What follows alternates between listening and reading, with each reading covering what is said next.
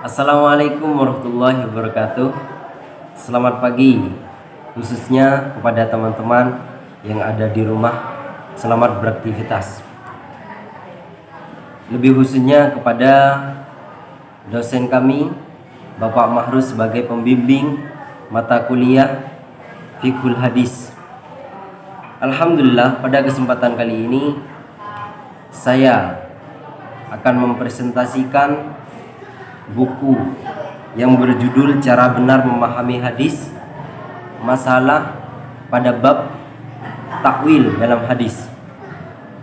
Baik, kita ketahui, khususnya saya pernah belajar dulu waktu aliyah. Saya mengira bahwa takwil itu hanya ada di dalam Al-Quran.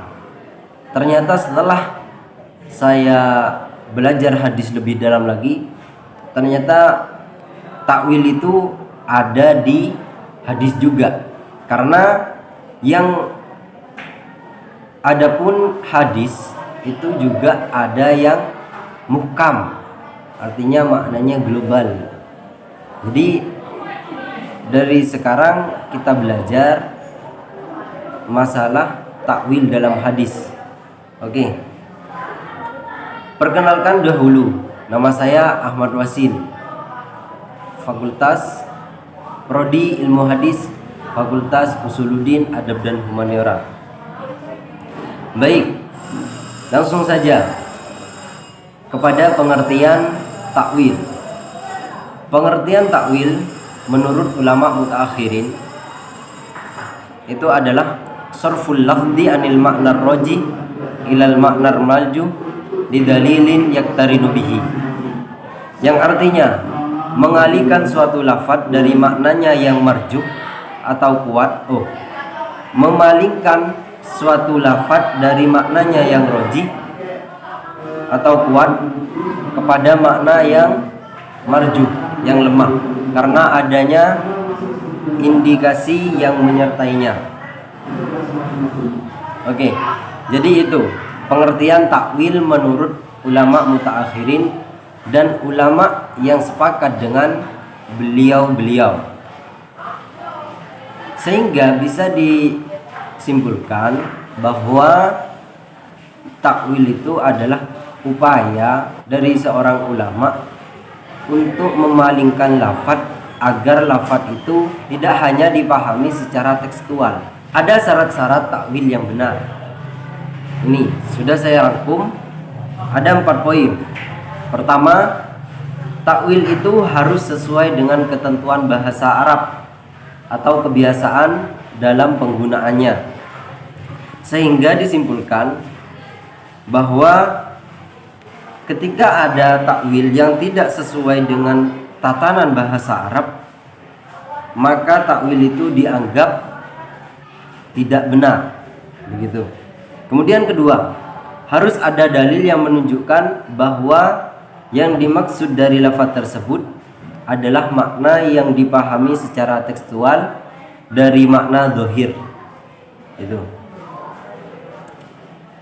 Ketiga, apabila dalil takwil berdasarkan kias, maka kias tersebut disyaratkan harus jali, harus jelas, agar langsung dapat dipahami, bukan khafi atau samar.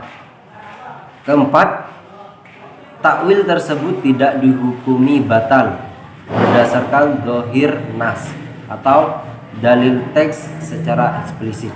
Itu adalah syarat-syarat yang benar dalam pentakwilan. Beranjak kepada pendapat para ulama mengenai takwil ini. Para ulama ada yang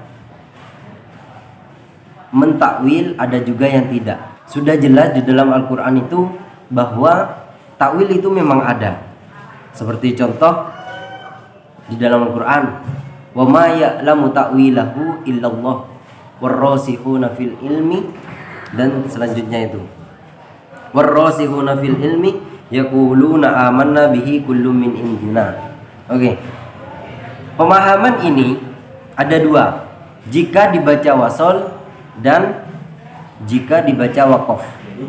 Wa ma ya'lamu ta'wilahu illallah warrasikhuna fil ilmi yaquluna amanna bihi kullun min indina. Saya menjelaskan pertama pendapat mayoritas ulama salaf, yaitu memilih membaca waqaf. Oke. Jadi begini, kalau dibaca waqaf, wa ma ya'lamu ta'wilahu illallah, itu dibaca waqaf.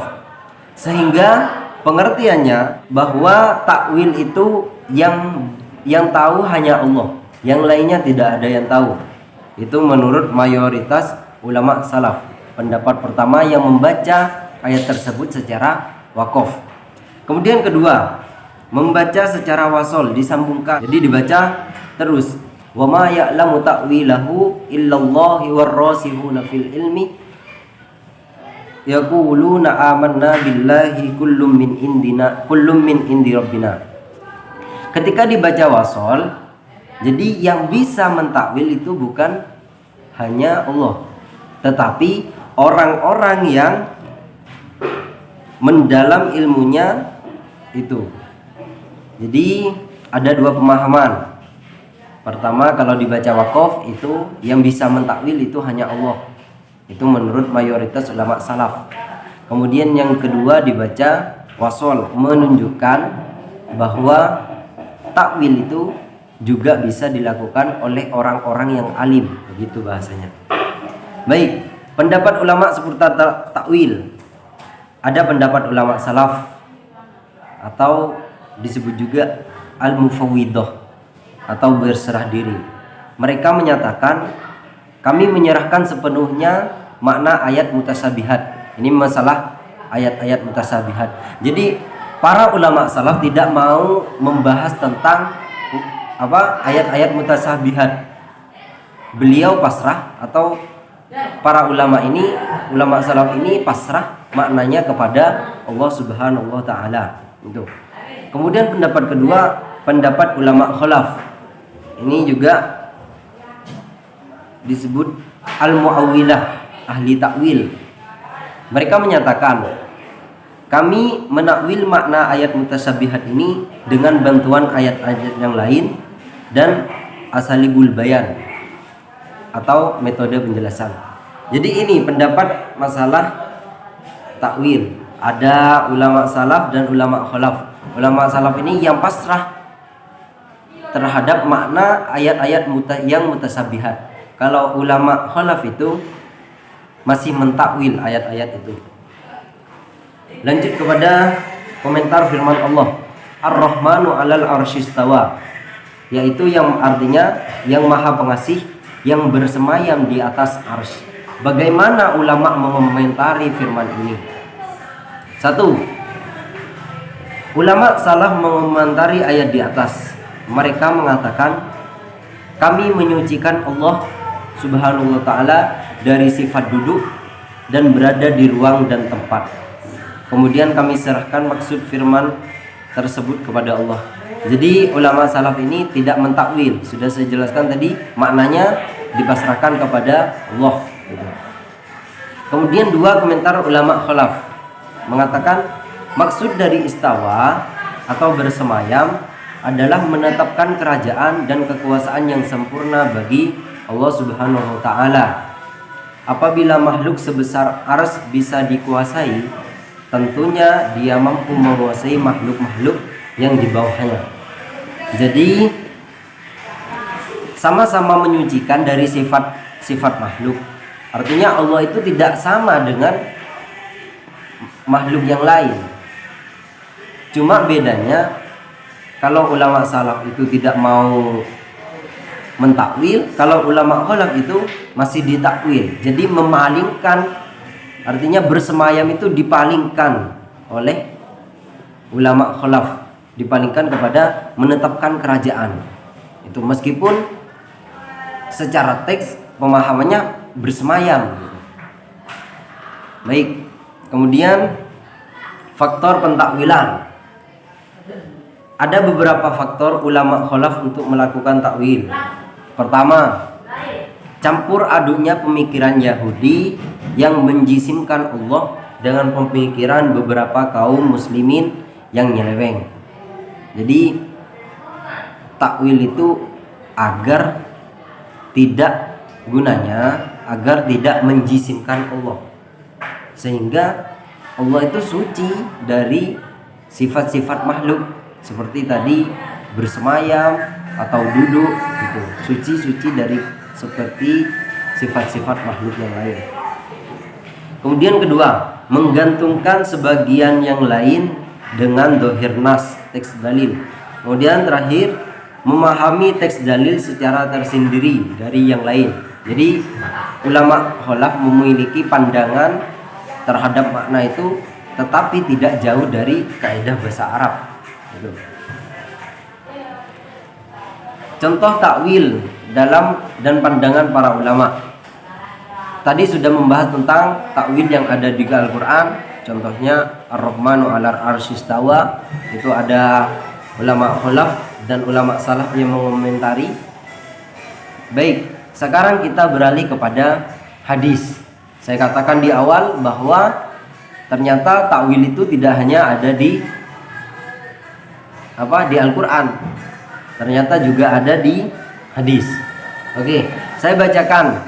Ini hadis dari kitab Al-Muwatta Malik.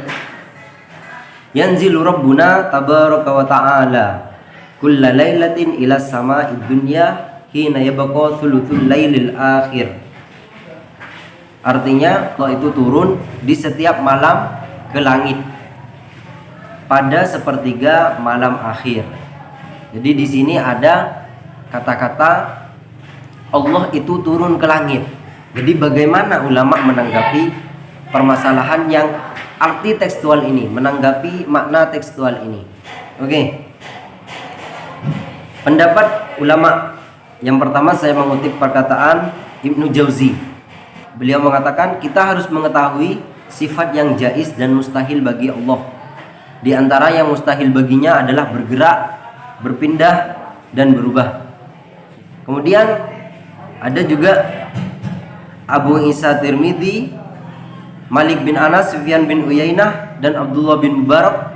Para ulama tersebut tidak mau membahas masalah ini dengan mengatakan pahamilah lafaz tersebut tanpa mempertanyakan bagaimana caranya. Jadi menurut pendapat yang kedua ini tidak mau membahas Allah itu turun, cuma kita disuruh untuk memahami lafaz tersebut, jangan menanya bagaimana caranya Allah turun. Ulama yang menakwil hadis di atas antara lainnya itu, pertama Imam Ahmad bin Hambal memakai wajah Rabbuka, dan datanglah Tuhanmu.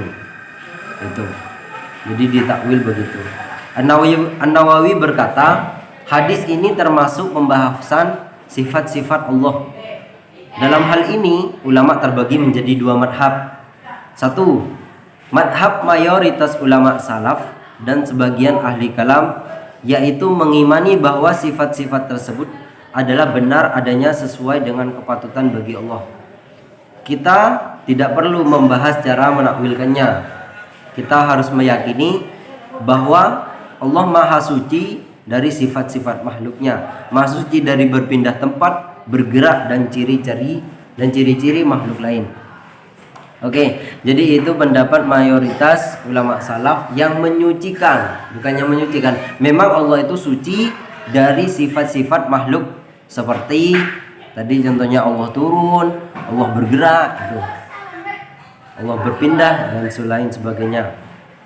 Kedua, madhab ahli kalam dan sebagian ulama salaf dihikayatkan dari Malik dan Al-Auza'i bahwa sifat Allah yang tadi itu turun ditakwil menurut kepantasan sifat itu sesuai dengan konteksnya.